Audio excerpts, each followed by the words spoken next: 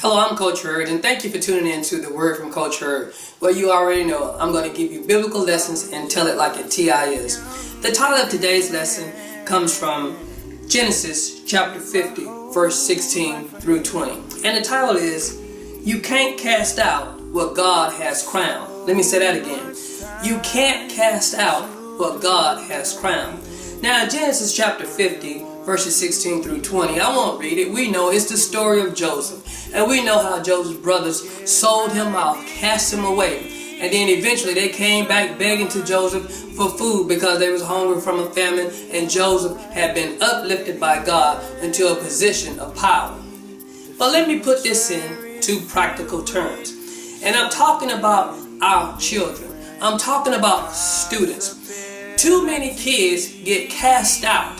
And here's the reason why. Because we try to apply adult principles to kid thinking. Let me say that again. We try to apply adult principles to kids thinking. And that dog won't hunt. And see, I recall back when I was in junior high, I had a principal, had all the teachers, the whole staff, the coaches and everybody read a book called The Energy Bus. And then I watched the people at my school.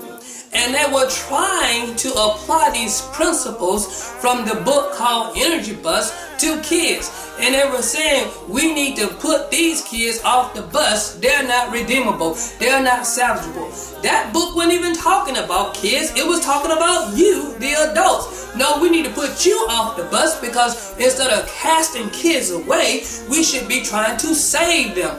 Understand what's going on in their lives and help them be successful. Let me deal with it like this. Often too many times, we try to choose who's going to be successful. Let me say that again.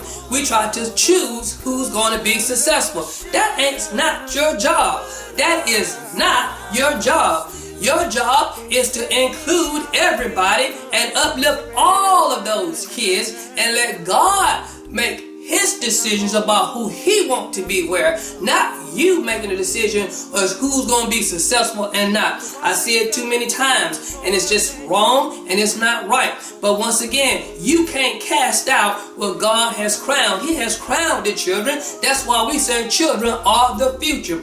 Man, I can get personal with it. I know some athletes that have just got scholarships that I've seen for 4 years. Teachers, coaches, administrators have called these kids everything but their government name. And that's just totally wrong. But watch this. You can't cast out what God has crowned. Them same kids that they have thrown away, that said that they will not be anything in this life, they're about to get scholarships. Full ride scholarships. What you gotta say now? I can tell you what you say. You can't cast out what God has crowned. The children of our future, they are sacred, and we need to love them, cherish them, and nurture them, and stop trying to choose which one is going to be a success and who's going to be a failure. That's not your job. You don't have all power in your hand. Last time I read the Bible, it said Jesus has all power in His hands. And so we look to Jesus for our answers. We want to get ourselves in these situations where we're trying to cast out people instead of include people. Hey, I'm done with this. Once again, you can't cast out what God has crowned.